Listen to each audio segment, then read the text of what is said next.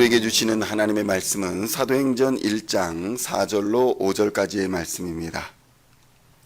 사도행전 1장 4절로 5절까지의 말씀 함께 찾으셨으면 함께 한 목소리로 봉독하도록 하겠습니다. 사도와 함께 모이사 그들에게 분부하여 이르시되 예루살렘을 떠나지 말고 내게서 들은 바 아버지께서 약속하신 것을 기다리라. 요한은 물로 세례를 베풀었으나 너희는 몇 날이 못되어 성령으로 세례를 받으리라 하셨느니라. 아멘. 할렐루야. 오늘은 사도행전 1장 4절로 5절까지의 말씀을 본문으로 성령의 임재를 경험하라 라는 제목으로 은혜의 말씀을 함께 나누고자 합니다. 성도 여러분, 성경에서 가장 간절히 바라고 기다리던 것은 과연 무엇일까요? 바로 메시아입니다. 성경에서 기다리는 것은 구원자이며 메시아입니다. 인류의 타락 이후에 어떻게 우리가 하나님과의 관계가 틀어져 버렸고 또 그로 말미암아서 어떻게 모든 고통과 죽음이 시작되었는가를 성경은 우리에게 말씀합니다. 우리 안에 죄로 인해서 죽음이 들어오고 질병이 들어왔으며 분쟁과 다툼, 여러 가지 악한 것들이 들어오게 된 것입니다. 그러나 하나님께서는 그것들을 그대로 방치하지 아니하시고 여자의 후손에서 인류를 구원할 메시아 구원자가 올 것이라고 성경에서 약속하여 주셨습니다. 그리고 마침내 하나님의 아들 예수 그리스도께서 이 땅에 오신 것입니다. 수많은 기적과 표적들 그리고 예수 그리스도의 가르침과 말씀들 그리고 선포를 통해서 하나님께서는 자신의 아들 예수 그리스도가 하나님의 아들이심과 세상의 죄를 대속하고 우리를 구원하실 유일한 메시아라는 사실을 증거했습니다. 성도 여러분, 그래서 예수를 믿는 자들은 성령 안에서 영적 회복이 일어나며 육신의 회복도 일어나게 되는 것입니다. 그리고는 마침내 예수님과 같이 완전한 부활의 몸을 입고 죄와 사망의 권세를 물리친 영원한 하나님의 나라에서 우리의 아버지 하나님과 영원한 기쁨과 행복을 누리게 될 것이라는 약속이 바로 성경의 약속인 것입니다. 성도 여러분, 예수님은 부활하시고 승천하여 하늘로 올라가셨지만 반드시 우리에게 다시 오실 것이라고 약속하여 주셨습니다. 계시록 22장 20절에 보면 이렇게 증거합니다. 이것들을 증거하신 이가 가라사대 내가 진실로 속히 오리라 하시거늘 아멘 주 예수여 오시옵소서. 이렇게 기록하고 있는 것을 볼 수 있는 것입니다. 성도 여러분, 이렇게 우리 주 예수님께서는 이 땅의 역사의 종지부를 찢는 마지막 날에 임재하실 것입니다. 그리고 거룩한 날을 새로 완성하여 주실 것입니다. 죽음도 없고 죄악도 없고 질병 없는 새로운 하나님의 나라를 시작하시기 위하여 다시 이 땅에 오시게 되실 것입니다. 그래서 성경은 메시아의 약속과 그 임재와 또 하늘로 올리심과 다시 오심에 대한 기록이라고 우리는 말할 수 있는 것입니다.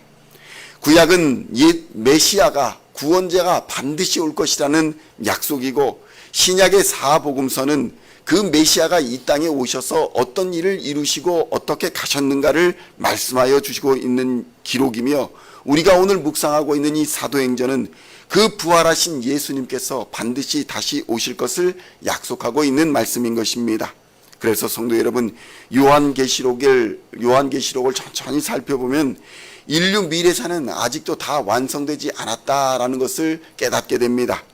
그러니까 주님 다시 오시기까지 인류의 역사는 계속되어 갈 것입니다. 그러나 주님 다시 오시는 그 날 사이에 바로 주의 영이신 성령 하나님께서 강림하여 주셔서 모든 예수를 그리스도로 믿는 신자들의 마음속에 임재하시는 사건이 일어날 것이다라고 예언된 것입니다. 그리고 그 약속이 바로 오순절의 성령 강림으로 그 약속이 실천된 것입니다.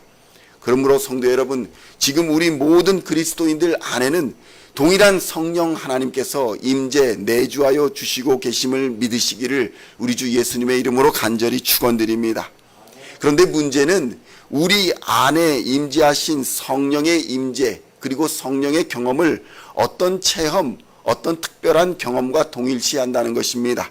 마치 무당의 입신이 성령의 경험이 아닐까? 어떤 비상식적인 행위가 일어나는 것이 성령의 임재가 아닐까 착각하는 경우가 많다는 것입니다. 이단과 사이비는 그것으로 성도를 미혹하고 바른 신앙에서 벗어난 삶을 살게 하는 경우가 매우 많습니다. 분명한 것은 성령 하나님께서는 지금 이 시간에도 우리와 함께 하시며 우리 안에서 계속 역사하고 계신다는 사실입니다. 말씀을 통해서 우리를 깨워주시고 진리 안에서 우리로 행할 수 있도록 힘과 능력을 주시는 것입니다. 우리 안에 성령께서 말씀을 깨닫게 하시고 바른 길 가게 하시고 찔림이 있게 하시고 하늘의 능력을 계속 공급하여 주시는 분이 바로 성령 하나님이십니다. 나로 나 되게 하여 주시고 나의 주인이 되어 주시고 나를 다스려 주시는 것입니다. 오순절의 성령 강림은 구약의 요엘서에 예언되었던 일의 성취라고 베드로 사도는 증거합니다. 또한 요한복음에서는 진리의 성령이 오시면 어떤 일이 일어나게 되는지를 우리에게 증거합니다.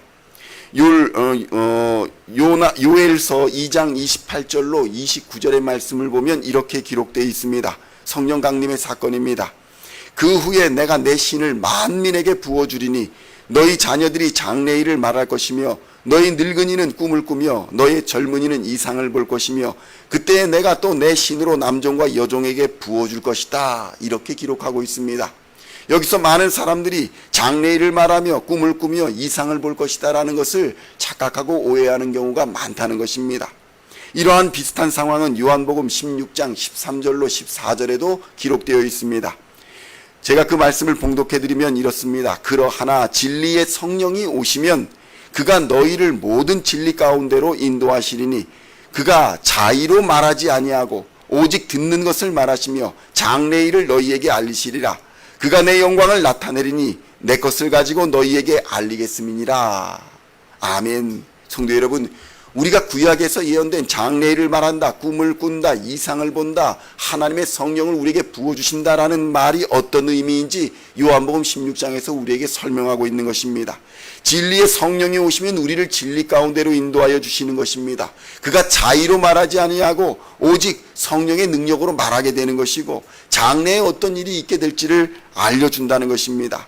그가 하나님의 영광, 예수의 영광을 나타내는 사명을 가지고 이 땅에 오시고 그것을 우리에게 알려주시겠다라는 것이 바로 성령의 임재의 역사인 것입니다.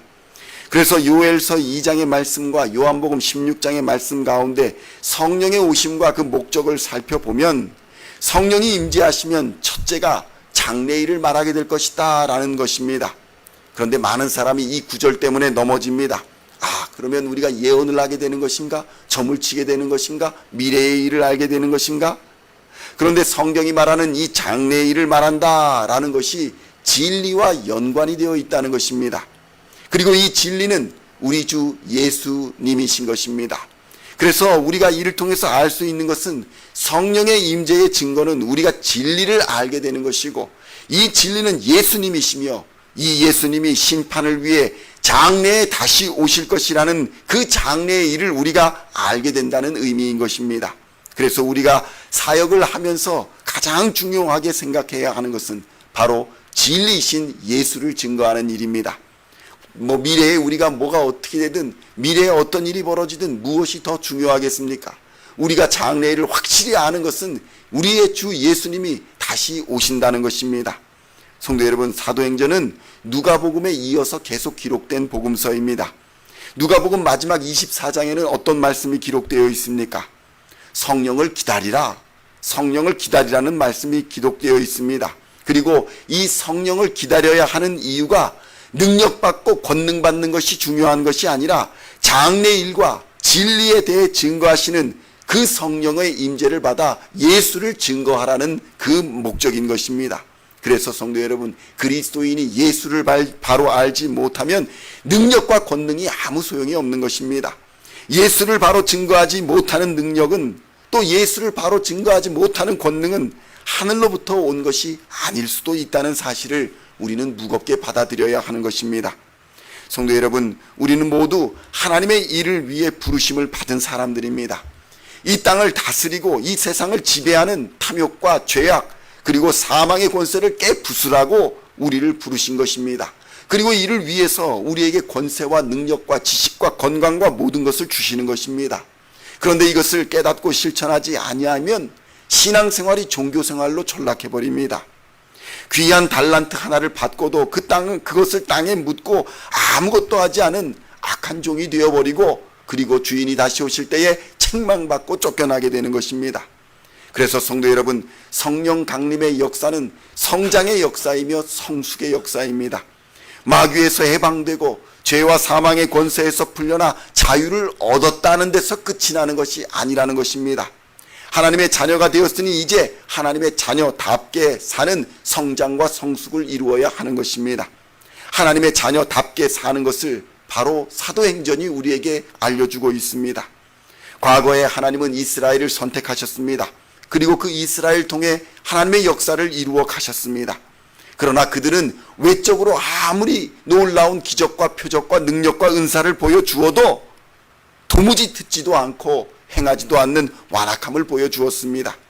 이제 하나님께서는 강권적으로 성령 하나님의 강한 임재와 역사하심으로 우리의 내적인 변화를 이루어 주십니다. 그러므로 하나님의 나라를 이루어 가시겠다고 약속하시는 것입니다. 이것이 바로 하나님의 선교입니다. 하나님의 성령으로 직접 선교하시겠다는 것입니다. 그러므로 이제 예수 그리스도로 말미암는 성령의 임재를 경험한 새로운 영적 이스라엘은 성령의 강림을 통해서 하나님의 자녀라는 정체성을 인식한 사람들입니다. 그들의 역사가 바로 사도행전의 역사이고, 이 역사는 우리 주 예수님이 이 땅에 다시 오시기까지 계속 기록될 역사인 것입니다. 그러므로 성도 여러분, 오늘도 우리를 부르시고 성령으로 감화 감동하여 주시는 하나님의 은혜를 깊이 생각하시고 하나님의 자녀답게 진리 안에서 진리이신 예수를 전하며 하나님의 자녀다운 권세와 능력으로 세상을 넉넉히 이기는 성령의 사람들이 다 되시기를 우리 주 예수님의 이름으로 간절히 축원드립니다. 기도하시겠습니다. 하나님 아버지, 감사합니다. 사도행전을 통해서 우리를 성장시켜 주시고 성숙시켜 주시고, 우리가 단지 예수의 이름으로 마귀에서 해방되고 죄와 사망의 권세에서 풀려난 것이 전부가 아니라 하나님의 자녀답게 살아야 한다는 것을 우리에게 말씀하여 주시니 감사합니다. 이제 새로운 영적 이스라엘을 하나님께서 우리에게 세워주셨사오니 하나님의 역사를 이루어가는 하나님의 백성들 다 되게 하여 주시옵소서. 우리 안에 변화와 우리 안에 능력을 허락하여 주시어서 하나님의 나라를 완성시켜 나가는 하나님의 사람들 다 될 수 있도록 주님 역사하여 주시옵소서. 하나님의 인재를 경험하는 삶을 살게 하여 주시옵소서. 하나님의 능력을 경험하는 삶을 살게 하여 주시옵소서. 예수 그리스도의 다시 오심을 매일 생각하며 주의 임재를 다시 기억하며 주님 다시 오시는 그날에 부끄럽지 않은 삶을 살아가는 하나님의 백성들 다 될 수 있도록 주님 역사하여 주시옵소서. 오늘도 우리를 부르시는 하나님의 음성을 기억하며 성령으로 하나님 능력 힘입어 세상을 넉넉히 이겨가는 하나님의 백성들 다 될 수 있도록 걱정과 근심과 두려움과 염려를 모두 십자가에 못 박아버리고 예수와 함께 다시 사는 하나님의 자녀들 다 될 수 있도록 주님 역사하여 주시옵소서. 감사를 드리오며 우리를 구원하신 우리 구주 예수 그리스도의 이름으로 간절히 기도하옵나이다. 아멘.